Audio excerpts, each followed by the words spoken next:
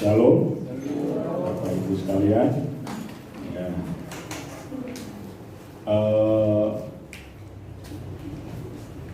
Saya agak prihatin gitu ya kalau lihat di media sosial gitu ya, ada seorang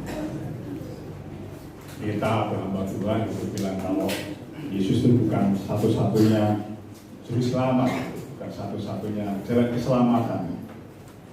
Biasanya orang yang mempunyai kesimpulan seperti itu, dia bisa melihat orang yang tidak percaya sama Tuhan Yesus, tapi orang itu hidupnya baik, ibadahnya tekun, gitu ya, dan mungkin punya kelebihan-kelebihan yang lain, gitu ya.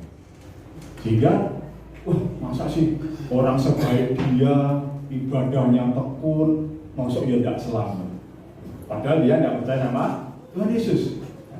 Malam hari ini kita mau belajar dari Alkitab. Alkitab ini kebenaran firman Allah ya. Tokoh-tokoh atau individu-individu yang bukan orang Israel atau bukan orang Kristen, tapi mereka itu percaya kepada Allah Sang Pencipta alam semesta. Ya, kita akan belajar. Terus bagaimanakah nanti yang sebenarnya? Apakah benar bisa selamat di luar Tuhan Yesus gitu ya. Ya. Yang pertama saudara, ada tokoh namanya Ayub. Ya, kita semua sudah ngerti ya Ayub ya. Ayub ini saudara, dia hidup sebelum ada bangsa Israel. Ya, bahkan saya pernah membaca artikel gitu ya. Kitab Ayub itu lebih tua dari kitab tulisan Musa gitu ya. Jadi usianya yang kitab Ayub yang asli itu saudara, itu lebih tua dari kitab Taurat. Jadi Ayub ini, tapi dia percaya kepada Allah Sang Pencipta. Dia bukan orang Israel, ya, tapi dia percaya kepada Allah Sang Pencipta. Dan tidak hanya Ayub, ketiga sahabatnya, ya, ada Elifas, ada Bildad, ada Sofar, itu juga orang-orang yang percaya kepada Allah Sang Pencipta alam semesta.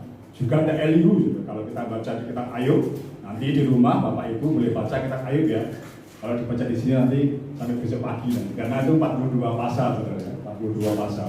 Dan kalau kita membaca kitab Ayub ya, pasal demi pasal itu, bahwa kita lihat Bildad, Elifas, Sofar, itu mereka mengenal Allah, saudara. Dan mereka percaya kepada Allah yang hidup, yang pencipta alam semesta ini. Dan kalau kita membaca di kitab Ayub itu, hikmat atau pandangan sahabat-sahabat Ayub ini saudara, itu sama saudara dengan orang-orang yang di luar itu sekarang ini. Tapi mereka percaya kepada Allah, ya ada kan? Ya. Orang-orang yang tidak percaya sama Tuhan Yesus, tapi mereka merasa percaya kepada Allah.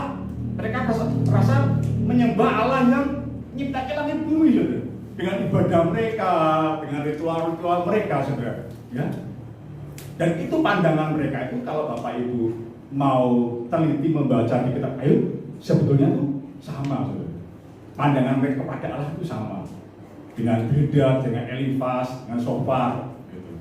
Tapi kalau kita baca di akhir kitab Ayub, saudara, Allah murka kepada ketiga sahabatnya Ayub karena mereka berbicara tentang Allah itu nggak benar.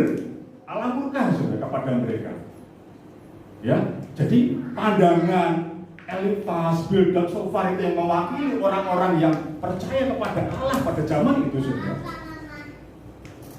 Itu belum tentu benar di mata Allah, belum tentu berkenan. Bahkan tadi Allah menjadi murka karena mereka berbicara nggak benar. Padahal kalau kita baca tuh, dulu saya pernah awal-awal baca kitab Ayub, padahal yang dikatakan oleh Elifas, Bildad, Sofar itu benar loh. Allah itu Allah yang maha kuasa, mencipta langit bumi, yang membalas kebaikan orang, yang menghukum orang yang bersalah. Seolah-olah itu benar loh. Tetapi itu tidak berkenan atau tidak benar di hadapan Allah. Jadi nggak semua seolah-olah benar. Kalau kita melihat seolah benar, tapi sebetulnya belum tentu benar. Ya. Nah, bedanya apa saudara? Ayub dan sahabat-sahabatnya. Ayub saudara, kalau kita membaca Ayub 1 pasal 1, dia dikatakan dia saudara yang saleh, sahabat-sahabatnya juga orang saleh, saudara. Tapi dia ada perbedaan. Dia suka mempersembahkan korban bakaran. Dan dia mempersembahkan korban bakaran ini di saat anak-anaknya selesai mengadakan pesta. Jadi Ayub ini orang kaya, saudara. Bahkan Alkitab mengatakan dia orang terkaya di timur. Wah, luar biasa ya. Kalau bumi ini dibagi utara, selatan, timur, barat, dia berarti paling enggak 4 orang terkaya di dunia pada saat itu ya. Dia terkaya di timur, firman Tuhan mengatakan seperti itu, saudara. Dia kaya. Dan anak-anaknya biasa mengadakan pesta. Giliran, saudara. Anaknya 10, saudara. Yang 7 laki-laki dan 3 perempuan. Dan Alkitab mengatakan yang suka mengadakan pesta adalah anak-anaknya yang laki-laki. Yang perempuan cuma ikut pesta. Nah, anak-anaknya laki itu mengadakan pesta giliran dari rumah mereka satu demi satu. Nggak tahu juga apakah itu tiap hari, apakah itu tiap minggu atau sebulan sekali, nggak tahu juga, nggak ditulis di sini. Cuma mereka biasa mengadakan pesta. Nah, setelah mereka mengadakan pesta, Ayub itu takut, saudara. Ayub takut kalau anaknya ini mengutuki Allah, sehingga dia menguduskan anak-anaknya dan kemudian mempersembahkan korban buat Tuhan. Minta apa sih? Minta belas kasihan Allah untuk mengampuni anak-anaknya. Prinsip ini, saudara. Ini prinsip akan kebenaran firman Tuhan. Bahwa pengampunan bukan karena kebaikan. Kalau dia mau tanda petik, saudara, nyogok Tuhan, apa nyuap Tuhan, anak-anaknya mengutuki Allah, wah, Tuhan tak kasih pemberian yang banyak. Oh, dia kaya, saudara. Orang terkaya di timur. Dia mau memberikan kepada Allah apapun aja bisa, saudara. Lembu sapinya, dia punya segalanya, saudara. Ayub ini, saudara. Tapi tidak. Dia punya prinsip pengampunan bukan dengan pemberian. Maaf, saudara, bukan dengan nyogok Tuhan dengan pemberian, tapi ada korban yang dipersembahkan. Ini gambaran, saudara, seperti zamannya Adam Hawa, saudara. Pada saat Adam Hawa jatuh dalam dosa, Allah menyembelih hewan, saudara, untuk kulit binatang itu dipakaikan kepada Adam dan Hawa.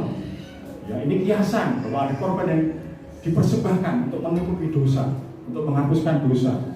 Ayub juga seperti itu, saudara. Meskipun dia kaya, ibadahnya luar biasa, saleh, saudara, takut akan Allah, tapi untuk pengampunan anak-anaknya, dia tidak memberikan persembahan-persembahan kepada Allah.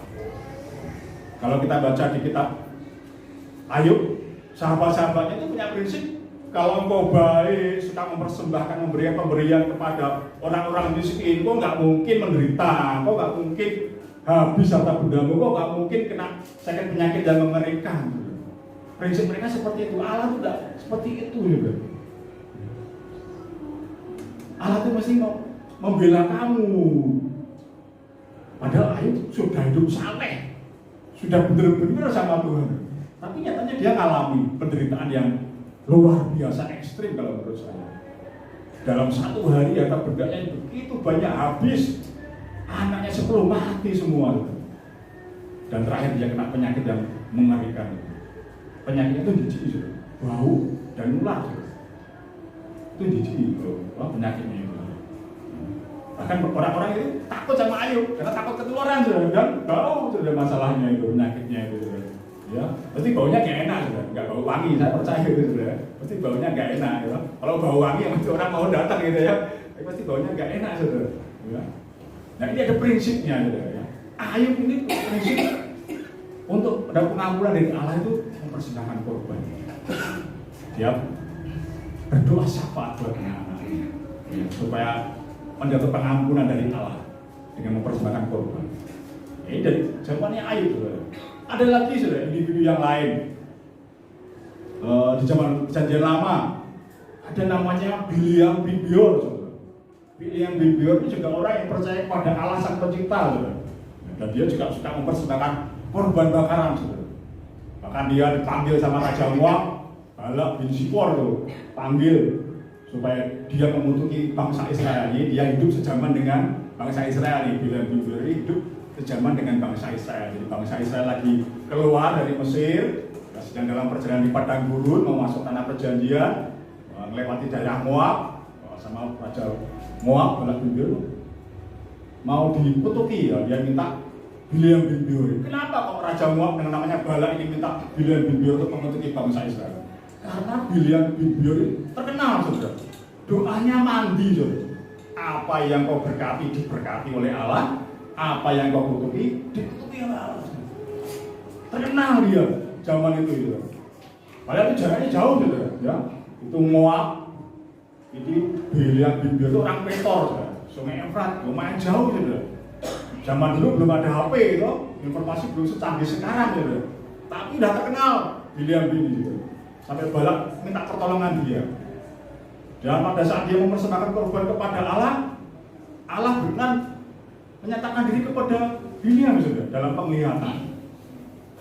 Ya, kemudian Tuhan menggunakan Bileam, memakai Bileam untuk memberkati orang Israel. Ya. Meskipun Balak mintanya suruh mengutuki orang Israel, tapi dia takut sama Tuhan, dia nurut sama Tuhan, dia nyampaikan berkat buat bangsa Israel. Ya. Tapi di surat Petrus, saudara, Rasul Petrus berkata, jangan mengikuti kesesatan Bileam. Ya. Kalau Bileam ini bukan orang yang percaya kepada Allah, nggak mungkin buat contoh, saudara, sama Rasul Petrus. Ya. Sayangnya contoh yang nggak benar ya. Dia sebenarnya orang yang percaya kepada Allah, tapi dia sukanya apa, saudara? Mempersembahkan buat apa, saudara? Buat cari duit, saudara.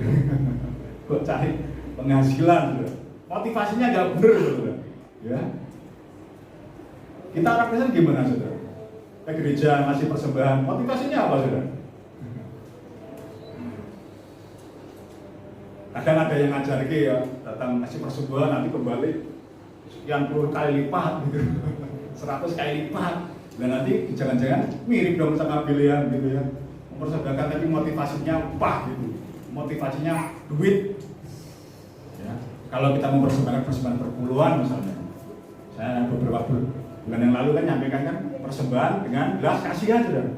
Kalau kita mempersembahkan perpuluhan, motivasinya ya kita berbelas kasihan. Kalau kita memberikan perpuluhan supaya gereja Tuhan bisa memelihara jemaat Tuhan yang tidak mampu. Mereka yang sudah lansia, nggak bisa bekerja, atau mereka yang punya kelemahan tubuh atau kelemahan yang lain, nggak bisa bekerja, nggak dapat penghasilan, gereja bisa memelihara mereka, saudara. Ya, kalau kita pribadi mungkin cuma bisa nolong 1-2 orang, tapi kalau gereja bisa menolong banyak orang, saudara. Ya, kalau kita semua jemaat Tuhan di sini memberikan persembahan perpuluhan, dasarnya 14 kasihan supaya ada jemaat lain yang nggak mampu dipelihara gereja. Itu dasarnya, saudara. Jangan memberikan persembahan perpuluhan, nanti aku kembali balik 10 kali lipat, 100 kali lipat. Wah, jangan-jangan sama nanti sama Bileam. Ya. Coba kita buka itu di surat Petrus pasal yang ke-2.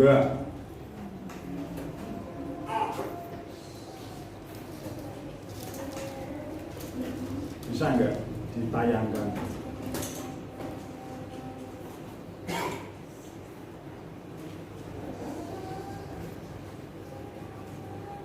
2 Petrus pasal 2. Kalau tidak bisa saya bacakan ya. Dari 2 Petrus pasal 2 ayat yang ke-15.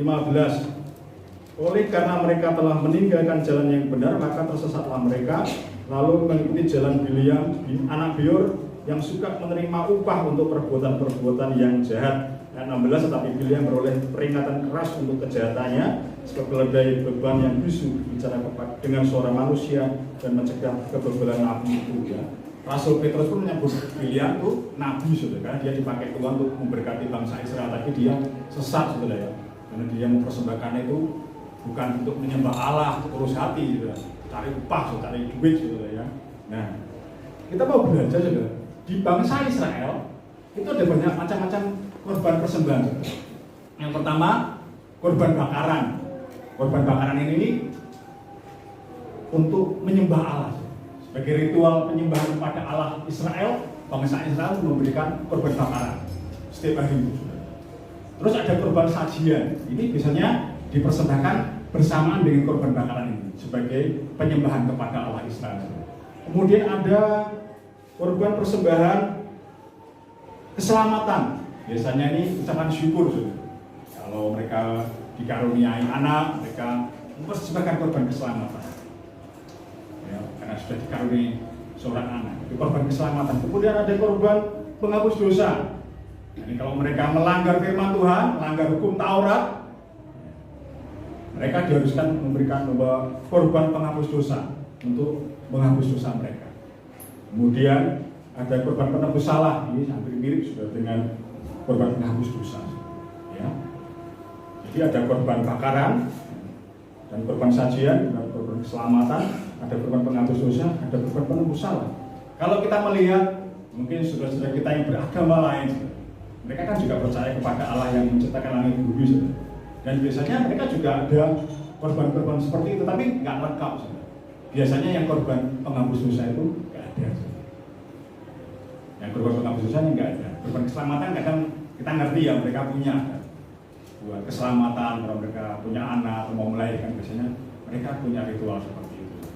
Tapi kalau untuk menghapus dosa, banyak kan nggak ada. Ya. Kalau menyembah sebagai tanda penyembahan ya tadi Biliam ada juga seperti Biliam tadi dulu, cuma menyembah korban bakaran, tapi bukan untuk penghapus dosa. Sebagai bukti penyembah kepada Allah, dia percaya kepada Allah yang menciptakan langit bumi. Ya. Dan Biliam akhirnya mati, sudah dibunuh waktu orang Israel menyerang orang Midian. Biliam bin Beroya di sana dia juga ikut dibunuh. Ya. Mati sudah. Itu sesat kata Rasul Petrus tadi ya, kata di surat Petrus 2 tadi ya. Jadi jangan ditiru di Biliam. Kita baca sekarang di Roma pasal 2.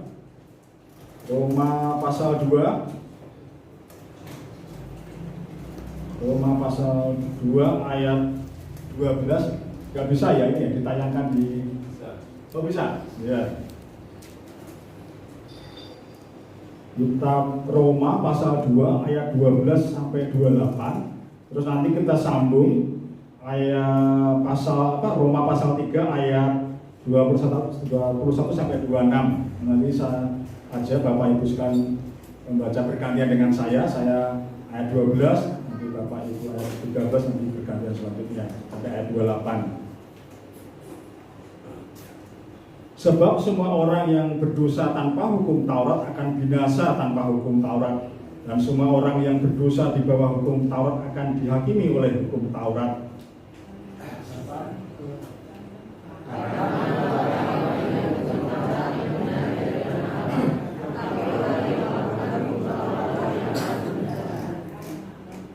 Apabila bangsa-bangsa lain yang tidak memiliki hukum Taurat oleh dorongan diri sendiri melakukan apa yang dituntut hukum Taurat, maka walaupun mereka tidak memiliki hukum Taurat, mereka menjadi hukum Taurat bagi diri mereka sendiri.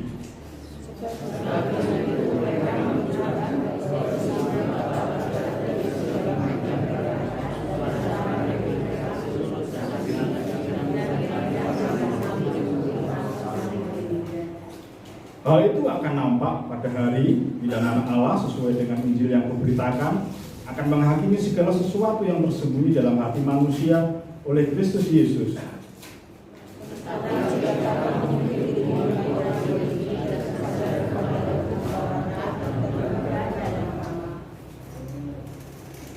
Dan tahu akan kehendaknya, dan oleh karena diajar dalam hukum Taurat dapat tahu mana yang baik dan mana yang tidak.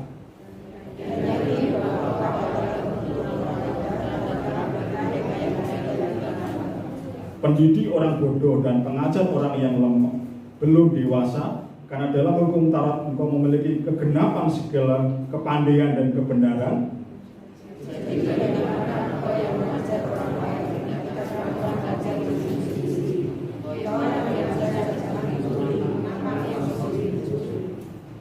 Engkau yang berkata jangan berzina, mengapa engkau sendiri berzina?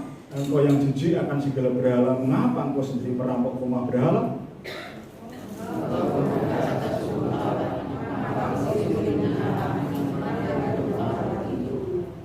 Seperti ada tertulis, sebab oleh karena kamulah nama Allah dihujat di antara bangsa-bangsa lain.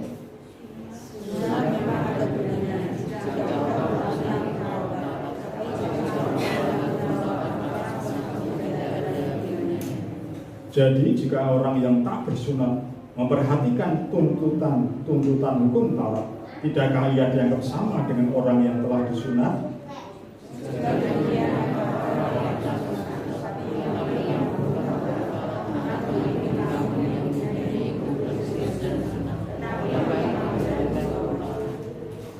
Sebab yang disebut Yahudi bukanlah orang yang lahiriah Yahudi, dan yang disebut sunat bukanlah sunat yang dilangsungkan secara lahiriah. Amin ya. 28 ini ya. Ya, jadi dikatakan ya bahwa meskipun dia tidak punya hukum Taurat, tapi kalau dari hatinya dia melakukan tuntunan hukum Taurat, ya, dia menjadi hukum Taurat buat dirinya sendiri. Ini seperti Ayub tadi, ya, dia bukan orang Israel, dia belum tahu hukum Taurat, tapi di dalam dirinya ada hukum Taurat. Dia mempersembahkan korban buat anak-anak untuk pengampunan dosa mereka. Belas kasihan Tuhan, minta pengampunan dari Allah yang menciptakan langit bumi.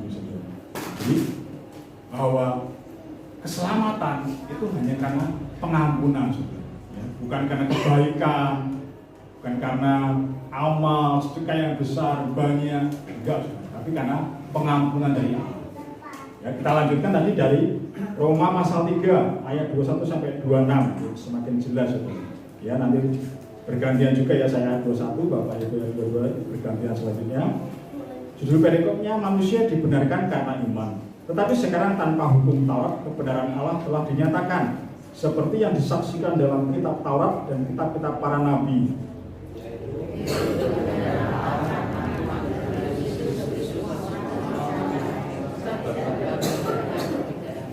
Karena semua orang telah berbuat dosa dan telah kehilangan kemuliaan Allah.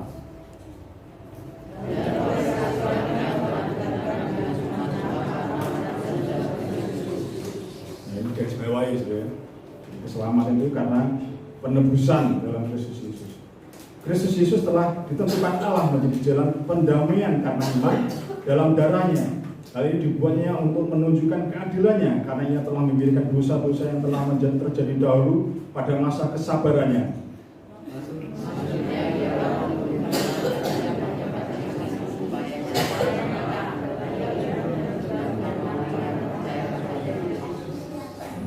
Sekali lagi, keselamatan hanya karena pengorbanan Tuhan Yesus di kayu salib. Karena kalau kita baca Alkitab dari Kejadian sampai Wahyu ya, ujung-ujungnya pusatnya kepada pengorbanan Tuhan Yesus di kayu salib. Semua nabi mengarah ke sana. Seperti tadi Ayub juga, dia melakukan korban bakaran untuk minta pengampunan kepada Allah, itu menunjukkan, dia memahyukan bahwa pengampunan hanya oleh karena korban, bukan karena pemberian. Ya, bukan karena nyogok Tuhan dengan pemberian yang banyak atau yang luar biasa, enggak. Itu tidak menyelamatkan orang pemberian. Oh bagus ya, bagus saudara, yang memberi banyak, apalagi menolong orang yang tidak mampu, itu bagus saudara. Ya, kalau kita sudah diselamatkan di dalam Tuhan Yesus, ya kita harus melakukan itu saudara ya. Menolong orang yang berkesusahan, menolong yang tidak mampu, ya harus saudara ya. Jangan tidak melakukan, karena kita sudah diselamatkan di dalam Tuhan Yesus. Tapi itu bukan untuk keselamatan, nggak bisa. Nah, banyak orang di sini kadang, wah orang itu baik, suka memberi, suka sedekah, ya, ibadahnya tekun. Kadang akhirnya seolah-olah juga bisa selamat tanpa Tuhan Yesus, nggak bisa. Ya. Contoh yang paling besar, contoh yang paling nyata, saudara, ada kita baca di Lukas 23, saudara. Lukas 23 ayat 39. Lukas 23 ayat 39 sampai ayat 43. Ya, saya bacakan. Seorang dari penjahat yang digantung itu memuja dia, katanya, bukankah engkau adalah Kristus? Selamatkanlah dirimu dan kami. Tetapi yang seorang menegur dia, katanya, tidakkah engkau takut juga tidak kepada Allah, sedang engkau menerima hukuman yang sama? Kita memang selayaknya dihukum, sebab kita menerima balasan yang setimpal dengan perbuatan kita. Tetapi orang ini tidak berbuat sesuatu yang salah. Lalu ia berkata, Yesus, ingatlah akan aku apabila engkau datang sebagai Raja. Kata Yesus kepadanya, aku berkata kepadamu, sesungguhnya hari ini juga engkau akan ada bersama-sama dengan aku di dalam Firdaus. Saudara, ini bukti nyata. Keselamatan hanya oleh karena pengorbanan Tuhan Yesus. Orang penjahat ini belum apa-apa ya, boro-boro saudara ya. Dia memberi sedekah atau memberikan pemberian ibadah aja mungkin dia belum. Tapi saya percaya saudara, penjahat yang satu ini kan ada dua ya, penjahat yang di samping Yesus ada dua, ya. Sama-sama di samping Yesus saudara. Yang satu dapat pewahyuan, yang satu enggak, saudara. Ya. Saya percaya yang satu dapat pewahyuan ini yang mau percaya, saudara.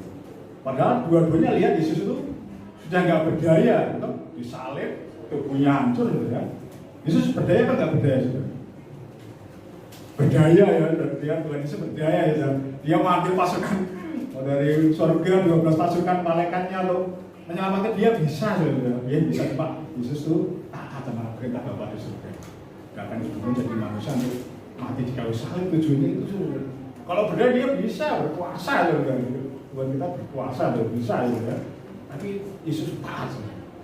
Dia dihancurkan tubuhnya, dihina, ya. Dia rela. Tetapi penjahat yang satu ini pewahyuan. Saya percaya dia pada saat dia membaca tulisan itu di atas salib Yesus, Yesus orang Nazaret, Raja orang Yahudi. Jadi rema dalam ya. Dulu belum ada Injil, saudara ya, maka dia kan ditulis Injil, saudara ya. Remanya apa dia dapat rema pada saat dia baca tulisan itu, saudara. Saya percaya itu. Jadi rema atau iman, ya iman timbul dari apa, saudara? Pendengaran akan firman Kristus, saudara. Ini ada yang tulis ini ada di, kalau nanti Bapak Ibu baca nanti di Yohanes 19 ayat 19, saudara ya.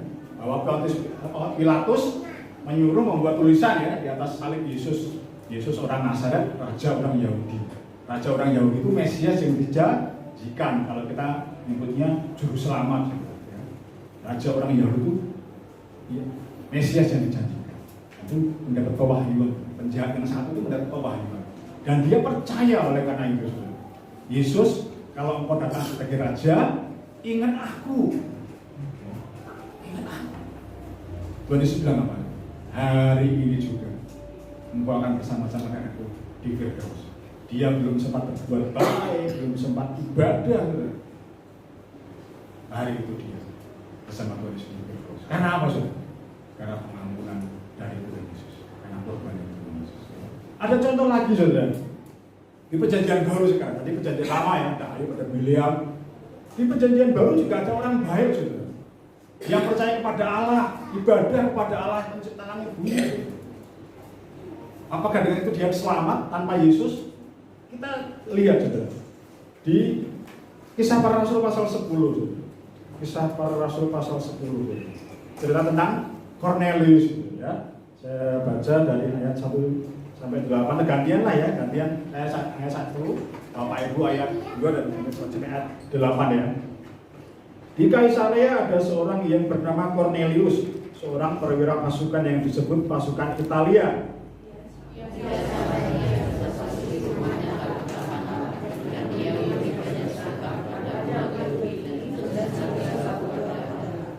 Dalam suatu penglihatan, kita kira jam 3 petang, jelas sama kepadanya seorang malaikat Allah masuk ke rumahnya dan berkata kepadanya, Cornelius.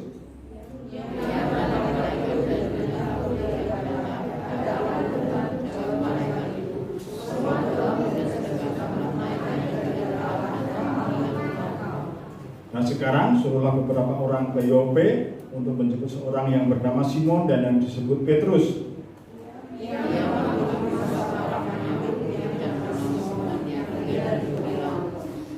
Setelah malaikat yang berbicara kepadanya itu meninggalkan dia, dipanggilnya 2 orang hambanya beserta seorang prajurit yang saleh dari orang-orang yang selalu bersama-sama dengan dia.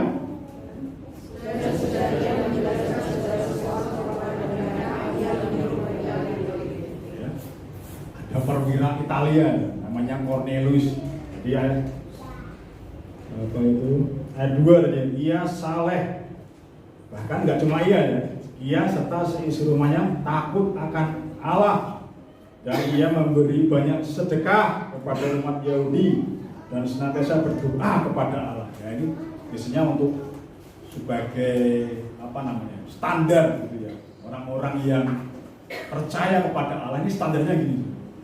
Ibadah bagus ya, sedekah banyak. Itu standar ini gitu ya. Standar itu.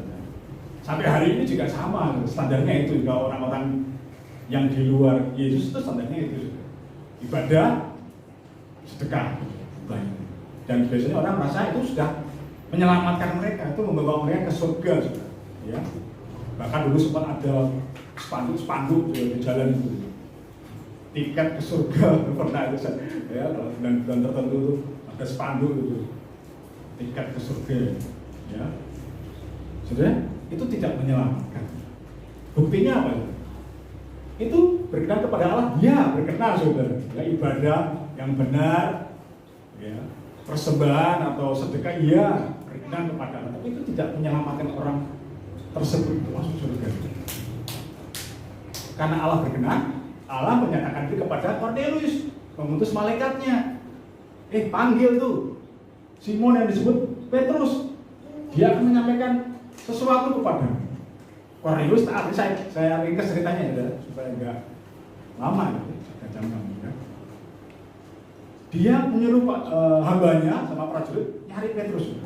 Kemudian Petrus datang, singkat cerita, Petrus tadinya juga bingung saudara. Wah, ini Cornelius ini orang Italia, orang kafir kalau untuk orang Yahudi. Dia nggak boleh harusnya masuk ke rumah orang kafir saudara. Ya, nggak boleh. Padahal Cornelius apa saudara? Dia percaya kepada Allah. Petrus bilang, orang kafir. Kayak kita sekarang ya, ada gitu kan? Sini kita menyembah Allah, orang lain bilang, orang kafir gitu ya. Padahal dia nyembah Allah saudara. Cornelius itu nyembah Allah, takut akan Allah saudara. Ya. Tapi kadang orang ini sebutnya Petrus sampai bingung. Tapi karena tadi Petrus sudah dapat wahyu dari Tuhan juga, saudara. Akhirnya dia taat. Dia datang ke rumah Cornelius. Dia memberitakan Injil, firman Tuhan, saudara. Di tengah-tengah dia sedang memberitakan Injil kepada Cornelius dan orang-orang sekitarnya. Karena waktu Cornelius ini, saudara, waktu menantikan Petrus datang, dia manggil sahabat-sahabatnya, orang-orang kenalannya, semua diajakin ke rumahnya, saudara. Ya, supaya dengar ada berita ini dari Tuhan, seorang hambanya datang nanti, datang ayo ikut. Dia ajak nggak cuma keluarganya saudara, kenalannya kerabatnya semua diajakin ke rumahnya. Ya, jadi Petrus waktu berbicara nggak sama Cornelius sama keluarganya, kok banyak sudah, cuma nggak disebutin berapa orang, ya.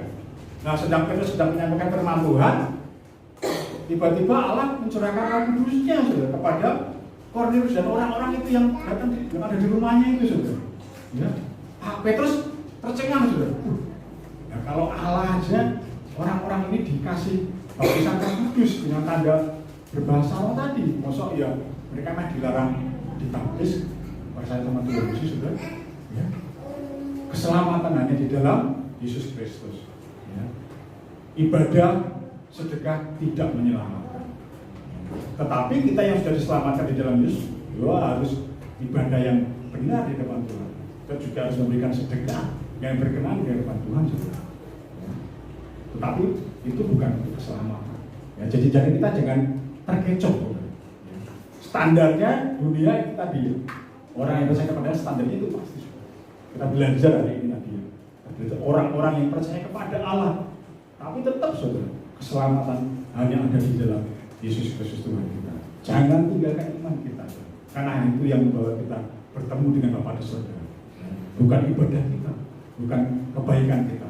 Tapi kalau kita sudah diselamatkan di dalam Tuhan Yesus, ya tentu sudah kita harus punya ibadah yang benar dan kita harus berkelakuan yang benar sesuai dengan firman Tuhan. Amin Bapak Ibu. Kita berdoa. Bapa kami di dalam surga, apa yang kami sampaikan kepada jemaat ini sudah kami sampaikan, yang akan mengurapi setiap kebenaran firman-Mu, mewahyukan buat setiap kami supaya kami mengerti sungguh-sungguh Tuhan bahwa hanya di dalam Tuhan Yesus ada keselamatan, tidak ada di dalam Tuhan. Terima kasih Bapak, dalam Tuhan Yesus. Amin. Mari kita bangkit berdiri. Kita akan akhiri pada sore hari ini. Bapa, kami mengucap syukur karena Engkau sangat-sangat mengasihi kami. Engkau Allah kami yang menyatakan diri-Mu lewat Yesus Tuhan, supaya kami mengenal Allah yang benar. Kami mengucap syukur Tuhan buat firman-Mu sore malam hari. Mari angkat tangan di hadapan Tuhan. Saudara-saudara terkasih dalam Tuhan Yesus, telah kau mendengar firman Tuhan, kau menyimpan dalam hatimu, dan kau rindu untuk semakin belajar lewat kebenaran firman Tuhan, mengenal Allah yang benar. Sekarang mulailah di dalam damai sejahtera Bapa, penyertaan Tuhan Yesus dan persekutuan dengan Roh Kudus. hidupku dan hidupku hari-hari ini. Oleh anugerah Bapa, oleh pimpinan Roh Kudus, semakin bertumbuh mengenal Bapa yang menyatakan diri di dalam Tuhan Yesus. Dan hidupmu semakin hari semakin diubahkan menjadi serupa dengan Yesus Tuhan. Supaya di mana engkau ada dan saya ada, hidupmu menjadi berkat bagi banyak orang. Setiap kita berdoa berkata, amin.